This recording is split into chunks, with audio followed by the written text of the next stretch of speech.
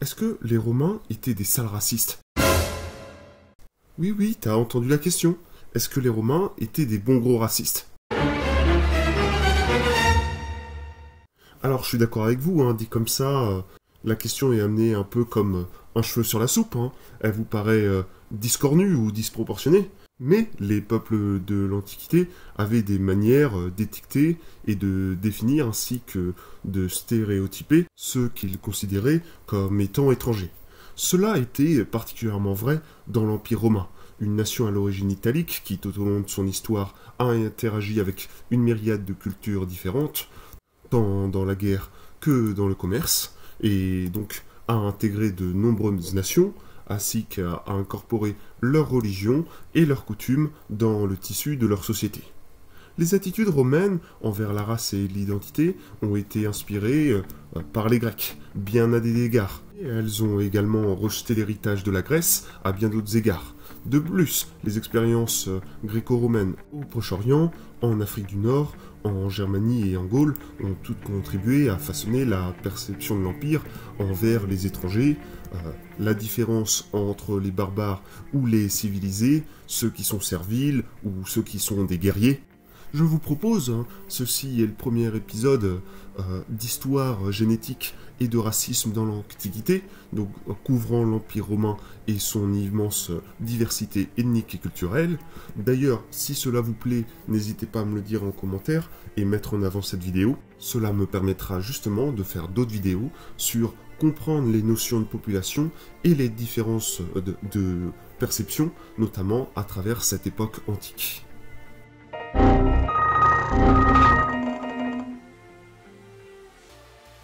Alors ici, nous allons devoir faire quelques clarifications, notamment sur les notions de race dans la Rome antique. Alors premièrement, l'histoire de Rome est immense en termes d'ampleur et de longueur. Il est donc impossible de couvrir tous les changements d'attitude envers les autres peuples qui se sont produits au sein de l'Empire au cours de ces nombreux siècles d'histoire. Ici, on va se concentrer donc sur les périodes les plus connues de l'histoire romaine, notamment la Rome républicaine et la Rome impériale, en nous concentrant plus particulièrement sur les penseurs de cette époque et les lois qui existaient à cette époque pour voir ce que les deux peuvent nous dire sur la façon dont le peuple romain considérait les autres cultures. Alors bien évidemment, si vous voulez comprendre comment saisissaient les Romains au tout début, donc quand il y avait encore une royauté chez les Romains, n'hésitez pas à me le dire en commentaire. Ce sera avec un plaisir de vous faire une vidéo là-dessus. Alors, comme dans le cas de la Grèce, les attitudes peuvent être considérées comme des préjugés ethniques et n'étaient pas nécessairement hiérarchiques, comme certaines formes où on pourrait faire une différence. Mais les chercheurs débattent pour savoir si cela constituait, si cela était du racisme au sens moderne du terme ou non. Il est également difficile de savoir dans quelle mesure les roturiers partageaient les préjugés exprimés dans les écrits romains qui décrivaient presque exclusivement le point de vue des élites romaines. Donc on parle surtout des élites, mais on parle très peu des populations agricoles par exemple. Notamment, donc, les roturiers romains avaient plus d'interactions avec les autres peuples que les patriciens. Ainsi, ils étaient davantage exposés à la façon dont vivaient les autres. Nous discuterons également un peu de la question de savoir comment l'avènement du christianisme ou le déplacement vers Byzance ont changé ces attitudes d'une manière ou d'une autre. Avec ces avertissements, nous allons maintenant passer à la réponse de la question. Alors, si vous voulez bien, nous allons commencer notre exploration sur les relations raciales romaines en feuilletant les écrits de certains auteurs romains fondateurs et en examinant ce qu'ils avaient à dire sur les peuples étrangers. Issus de la classe équestre ambitieuse et avec des allégeances à la faction des Optimates, j'imagine que vous connaissez le célèbre sénateur romain Cicéron. Et donc l'étude de cet individu est un cas très intéressant. En cherchant à justifier l'impérialisme romain au Proche-Orient, il semble attribuer une servitude spirituelle aux Juifs et aux Syriens, car il les appelle servituti nati, ou ce qu'on pourrait appeler aujourd'hui en langue moderne esclaves nés naturellement. Il ne s'agit pas d'une condition naturelle qui était le type de racisme que les colonisateurs européens exerçaient contre les Africains ou d'autres types d'individus, mais cela montre une attitude romaine selon laquelle, une fois de plus, quelqu'un est asservi, il perd une partie de son humanité. De plus, les écrits de Cicéron perpétuent la croyance romaine selon laquelle certains peuples, en l'occurrence les peuples du Levant, ont des cultures intrinsèquement serviles. Aux yeux de Cicéron, ce qui rend une culture servile n'est pas la couleur de peau ou l'apparence de ses habitants, mais le climat dans lequel elle existe, car il considère que ce n'est pas le sang naturel qui est la cause de leurs prétendus défauts, mais l'environnement d'où ils viennent. Et donc ça, c'est clairement différent. Selon Benjamin Isaac, auteur de l'intervention du racisme dans l'Antiquité classique, l'approche de Cicéron se concentre sur le climat et l'environnement comme facteur principal par rapport à toute autre influence naturelle comme la lignée sanguine comme principal moteur des différences ethniques entre les peuples. De telles opinions étaient motivées par les attitudes impériales romaines visant à justifier la conquête à l'étranger.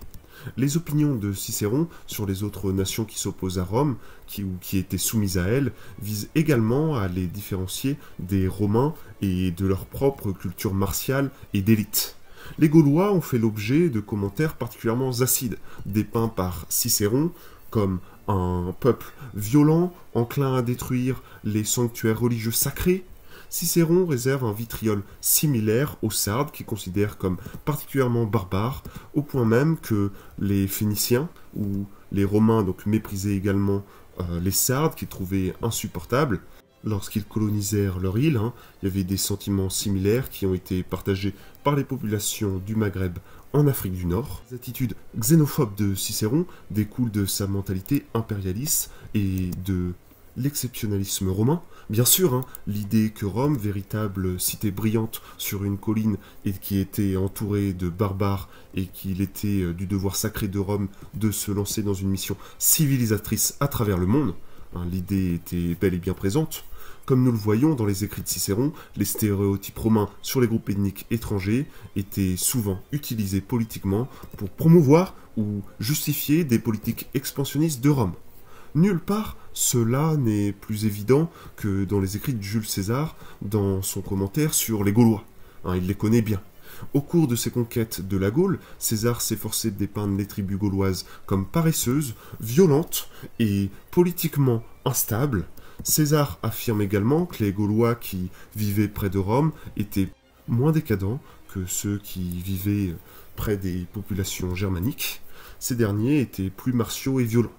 C'était probablement parce qu'il considérait que les gens qui vivaient plus au nord et donc plus loin de la civilisation étaient à la fois plus martiaux et moins enclins aux perceptions romaines de dégénérescence morale, comme par exemple le port du pantalon ou certaines femmes qui combattaient pendant les batailles. Il existe cependant une contradiction hyper intrigante qui découle de l'ambition et de l'auto-glorification de César. Selon lui-même, la nature guerrière des Gaulois, tout en étant la preuve de leur barbarie, était aussi un trait de caractère qu'il trouvait admirable. César prétend que les Gaulois incarnaient la vertu par leur mode de vie rude et brutal. Cela découlait probablement du besoin de César de montrer ses propres exploits en combattant un ennemi qu'il qualifiait de noble. Le comportement de César en Gaule montre également le mépris de l'impérialisme romain pour la vie de ses adversaires, à savoir les Gaulois.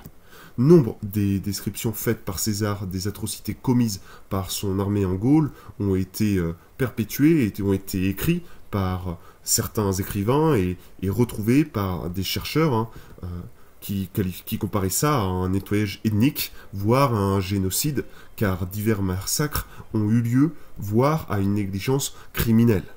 Comme dans le cas d'Alésia. Donc, lors du siège d'Alésia, Vercingétorix laissa sortir les femmes et les enfants de la ville assiégée d'Alésia et espéra être laissé à travers donc les rangs ennemis sans que ces ennemis, justement, n'en viennent à commettre l'irréparable face aux femmes et aux enfants.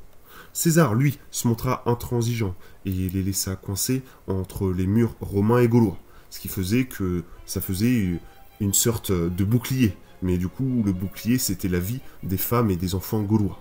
L'herbe était aussi verte qu'elle l'était toujours en ces jours sinistres, où les civils gaulois mouraient lentement de faim. Ces comportements étaient typiques de l'impérialisme romain. On disait même que les Romains eux-mêmes étaient conscients de l'impitoyabilité et du caractère destructeur de leur armée, comme le dirait l'historien romain Tacite quelques décennies plus tard. Il disait « Ni l'Orient ni l'Occident ne peuvent assouvir leur appétit, ils sont le peuple sur terre à convoiter la richesse et la pauvreté avec la même ardeur. Ils pillent, ils massacrent, ils violent et appellent cela du nom mensonger d'empire. Ils créent un désert et l'appellent paix. » Bon, vous le voyez bien, à l'époque, comme on dirait, l'histoire était tragique et les armées ennemies comme adversaires à Rome étaient mis au porte-à-faux, étaient totalement détruites. Et c'est ce qui a fait la gloire comme la grandeur, mais aussi c'est ce qui a fait la violence de l'armée romaine. Alors maintenant, permettez-moi, si vous voulez bien, que j'examine les lois romaines et ce qu'elles peuvent nous dire sur la façon dont les Romains percevaient les autres groupes ethniques et raciaux. Par exemple, il y a des faits intéressants qui se trouvent dans le paysage post-guerre sociale, lorsque Rome a lancé une campagne d'affranchissement de masse des différentes tribus italiennes. Cette guerre sociale a duré de 91 à 87 avant Jésus-Christ. Cela s'est produit parce que les tribus voisines de Rome dans la péninsule italienne, telles que les Samanites et les Mars, souhaitaient obtenir la citoyenneté, et donc les privilèges évidents des citoyens romains. Au début, Rome était très stricte sur qui pouvait obtenir la citoyenneté. Mais cette guerre sociale a changé ce paysage, car les Romains n'ont gagné qu'en adoptant une législation accordant la citoyenneté à toutes ces villes de la péninsule qui faisaient la paix ou restaient fidèles à Rome. Ils ont ainsi veillé à ce que divers groupes environnants aient également le droit à la citoyenneté. Nous pouvons donc constater que la notion de ce qui était considéré comme romain était une catégorie fluide qui a changé au fil du temps. Ce n'était pas la dernière fois que Rome accordait la citoyenneté à d'anciens ennemis et à des peuples conquis. Par exemple, les nobles gaulois de ce qui est aujourd'hui l'Italie du Nord bénéficiaient du même privilège. Il s'agissait généralement de mesures qui étaient particulièrement pragmatiques, car l'acquisition de la citoyenneté par le service militaire était un moyen de perpétuer et d'encourager l'impérialisme romain en accordant des privilèges aux soldats et en fournissant ainsi à Rome du personnel pour les guerres. C'était tout bénef pour tout le monde en fait. Les Romains avaient trouvé un moyen de faire en sorte de gagner des militaires. Cependant, la volonté des Romains d'étendre la citoyenneté à des sujets d'origine diverses et variées ne signifiait pas qu'ils n'avaient pas des lois qui ciblaient de manière discriminatoire certains groupes spécifiques de personnes. Par exemple, les Juifs devaient payer une taxe spéciale pour éviter de sacrifier aux empereurs le soi-disant fiscus judaicus. Initialement, tous les citoyens étaient censés adorer l'empereur par ses sacrifices, mais les Juifs estimaient que cela trahissait leurs croyances monothéistes. Il faut savoir que dans la Rome tardive, il y avait diverses lois qui visaient les groupes germaniques qui s'étaient installés sur les territoires romains en restreignant l'utilisation du pantalon par opposition à la toge et même en restreignant les cheveux longs. Ces lois de différenciation étaient motivées par l'attitude des hauts fonctionnaires romains quant à la manière de définir la romanité et de gérer la population de l'Empire. Il est intéressant de noter que certaines provinces de Rome nous montrent comme les attitudes ethniques et raciales à l'égard des habitants qui ont réellement modifié la gouvernance locale. Tout au long de la domination romaine, les lois régissaient qui était citoyen et qui ne l'était pas, et ceci était en constante évolution. Par exemple, dans la province d'Égypte romaine, les lois locales stipulaient que si un citoyen romain épousait un grec ou un égyptien, leurs enfants devaient recevoir le statut de citoyenneté inférieure. Il ne s'agissait pas ici nécessairement des lois fondées sur la préservation d'une certaine forme de pureté romaine en soi, pas du tout, mais il s'agissait principalement d'éviter que trop de personnes soient exemptées du paiement de l'impôt romain. Comment cela a-t-il affecter la diversité ethnique romaine. D'un côté, Rome pouvait se montrer dur envers des groupes ethniques rebelles, comme en témoignent certaines guerres avec de nombreux juifs du Proche-Orient, aussi lors de différentes rébellions juives. Cela également s'est manifesté lors des émeutes d'Alexandrie en 70 après Jésus-Christ, donc au cours desquelles des foules grecques et romaines ont attaqué des maisons juives et ont fait évoquer par Philon d'Alexandrie. D'un autre côté, il y avait de nombreuses régions dans tout l'Empire romain où les gens vivaient dans des sociétés ethniquement diverses, et ce pendant des siècles, avec peu de conflits. Par exemple, à York, il y avait des fouilles archéologiques qui ont été révélées, donc la soi-disant Dame d'York. C'était une femme chrétienne qui a été enterrée dans la région au cours du IVe siècle de notre ère. L'analyse des isotopes du strontium a montré qu'elle avait probablement suivi un régime méditerranéen pendant une partie de sa vie et qu'elle était donc d'origine de cette zone de la région méditerranéenne. Il y avait ces différents bracelets qui montrent qu'elle était liée à un commerce plus large dans la région. Ainsi, nous pouvons supposer que la migration a exposé le sujet romain moyen à divers types de personnes provenant de tout le royaume impérial. Il y avait également donc des aspects juridiques des différences ethniques romaines. Ici, nous allons voir certains de ces stéréotypes des groupes ethniques. Donc, les Romains considéraient les Phéniciens et les Syriens comme d'excellents marchands et aussi d'excellents artisans, mais de nature régulièrement trompeuse. Pour certains auteurs romains, comme Florus par exemple, on retrouve la conquête romaine de la Syrie qui entraîne la corruption de la culture traditionnellement masculine et militariste des Romains, alors que de plus en plus de citoyens romains adoptaient, eux, des plaisirs luxurieux de l'Orient. Pour Juvénal, l'afflux de migrants syriens à Rome a été une tragédie, car cela va apporter la corruption culturelle, mentionnée donc au fleuve Tibre lui-même. Il y a une autre culture avec laquelle les Romains entretenaient une relation complexe, qui était l'Égypte. Les Romains respectaient l'Égypte pour son ancienne lignée, pour son histoire historique très très grande, mais le dénigrement aussi souvent pour les mêmes raisons que la Syrie, donc pour son caractère doux et hédoniste. Nous avons déjà brièvement évoqué la manière dont les Gaulois et les Germains étaient perçus comme paresseux et violents aux yeux des Romains. On en a déjà un petit peu parlé. Ces stéréotypes se sont bien évidemment étendus sur de nombreuses cultures du Nord.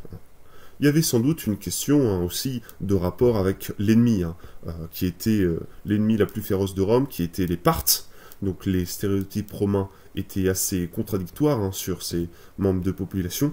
C'était l'ennemi qui était l'ennemi principal, mais les Parthes, eux, qui étaient nomades, considérés par les Romains comme de simples barbares qui étaient sous-développés. Cependant, l'armée parthe et ses prouesses dans les défaites des légions de Rome étaient, quant à elles, bien respectées. Ces peuples valorisaient la puissance et la force militaire, et sans cela, Rome trouvait ça respectable. Cette nature martiale était une arme double tranchant, et elle faisait paraître les Parthes comme des individus qui étaient particulièrement violents aux yeux de nombreux Romains. La même dichotomie s'est produite en Grèce, bien évidemment. Alors que certains traits culturels de la Grèce antique étaient valorisés, les Grecs de l'époque romaine étaient considérés comme corrompus et débauchés, et donc indignes de respect. Cela variait bien évidemment d'un auteur à l'autre. Certains écrivains romains exprimaient une grande admiration pour la culture hellénique, et d'autres détestaient l'influence que les coutumes et la religion grecque avaient sur l'Empire romain. Des changements intéressants se sont produits à la fin de l'Antiquité, après l'effondrement de la moitié occidentale de l'Empire et la survie de sa moitié orientale sous le nom d'Empire byzantin, adoptant le christianisme comme religion prédominante au fil du temps. Un changement qui s'est produit au cours de cette période a été la nature profonde d'une certaine forme d'antisémitisme romain.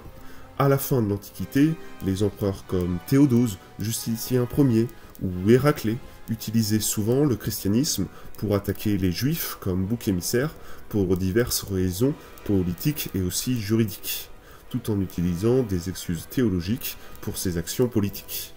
La romanité s'opposait également régulièrement aux groupes chrétiens qui avaient un impact sur la mobilité sociale des ethnies chrétiennes non calédociennes, comme les Arméniens.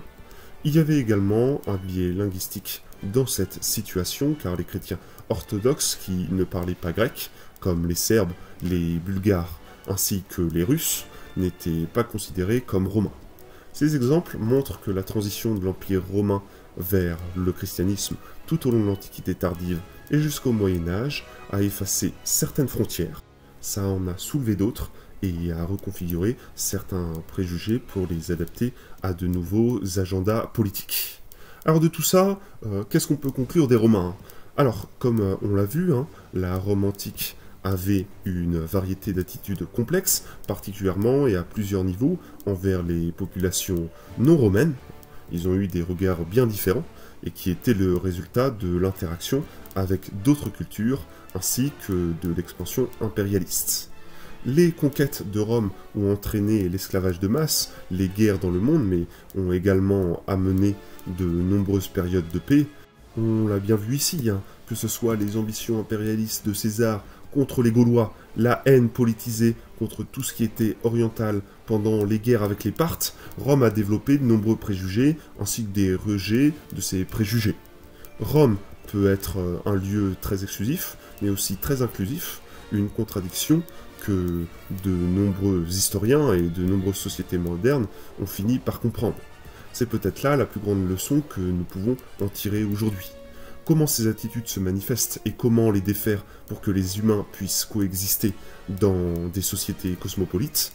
Dans cette optique, Rome devient à la fois un exemple à éviter, mais aussi à suivre. C'est tout un exemple de contraste et de différence. Alors, cette vidéo est terminée. Pensez à l'aimer, pensez à la partager, pensez à la commenter, pensez également donc à partager à vos amis, à votre famille, sur vos réseaux, et pour ceux qui veulent, vous pouvez laisser un petit don sur Tipeee. Moi je vous dis à très bientôt, et je vous laisse ici. Salut les amis.